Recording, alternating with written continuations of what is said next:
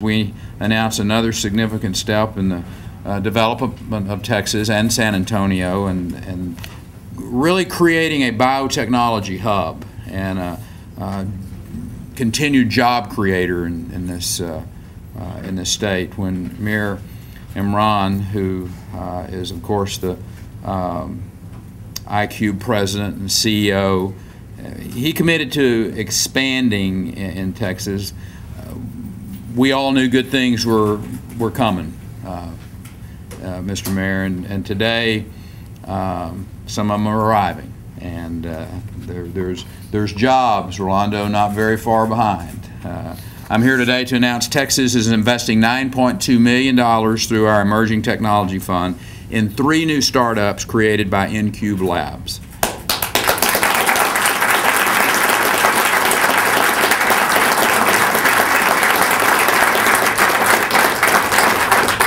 This is precisely the kind of investment for which the ETF was created, strengthening our state's high-tech economy, supporting those small companies during their critical phase between earliest innovation and market viability. And thanks to the Emerging Technology Fund and our state's stronger than average economy, 3 new startups are coming to Texas from California, adding to our momentum and ultimately creating more jobs for this state. Let me just list the 3 for you. Co-Rhythm is researching a bold new treatment for atrial fibrillation. It's a serious condition that can lead to stroke or heart failure. And this particular implant is promising a better life for some 3 million Americans and countless other people around the globe. Just some extraordinary technology.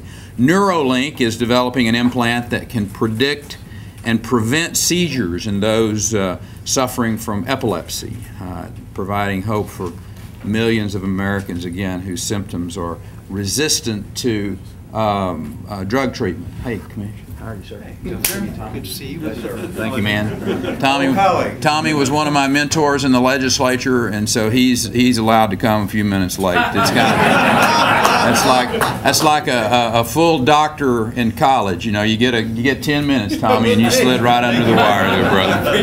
But Neuralink again is going to be some great news for the citizens and people around the world again that suffer from epilepsy.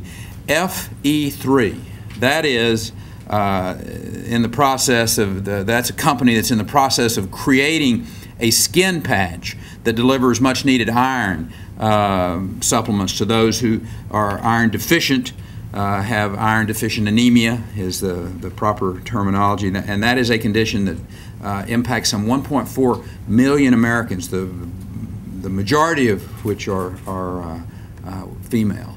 So this is some great news for those individuals. And you know, this is about people's lives. This is about impacting people's quality of life. And I try to share with people that the ETF's not all about money. It's not all about creating jobs. It's about technologies that are going to be developed in the state of Texas that are truly saving lives and making their quality of life better. And that's that is one of the great you know, the money in the job is a great byproduct, and it drives our entrepreneurs, and but there's so many of these scientists that have been working on projects to really make a difference. Alice, how are you? Good to see you. Glad you're here. Yes, thank you.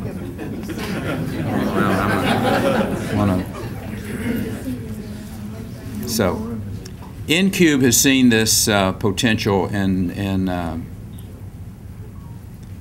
they're coming to Texas. They understand what a lot of people across the globe understand now, that this is the place to be.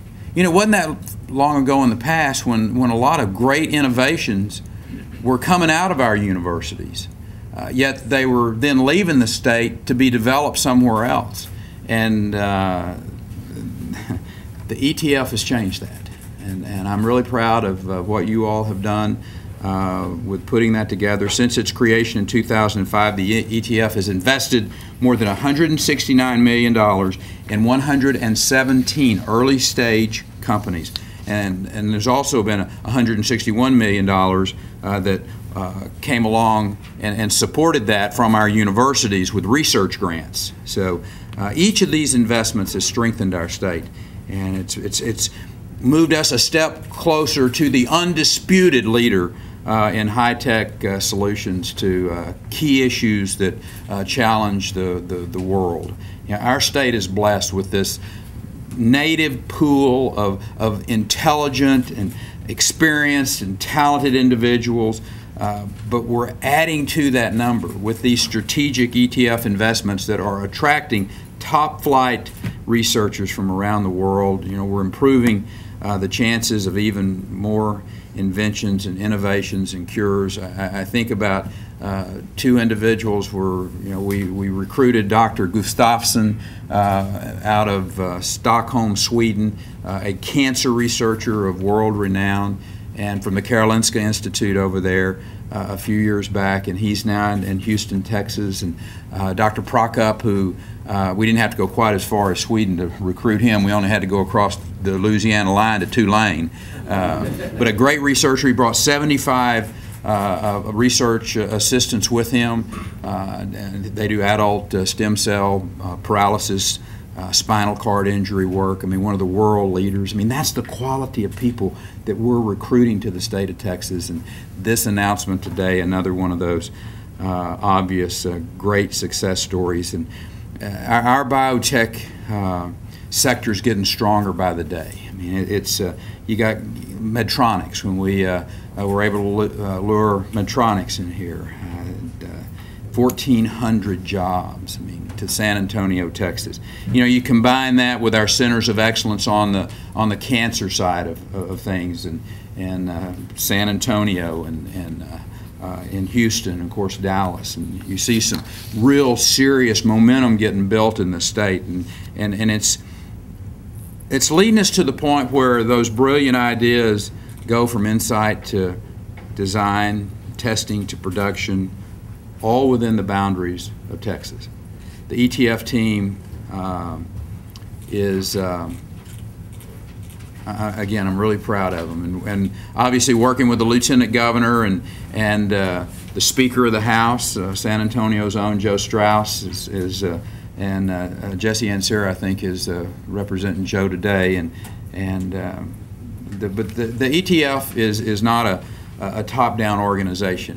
That's one of the things that I admire about its structure, is that it really brings the local officials in. It's the regional chambers and the RCICs, and all the way up to the advisory committee at the statewide level. They do the real heavy lifting, and they identify those investment opportunities. And Randy Kane's in here somewhere today. You know, Randy's one of your local ones, David. And you guys do fabulous work. Thank you for having that.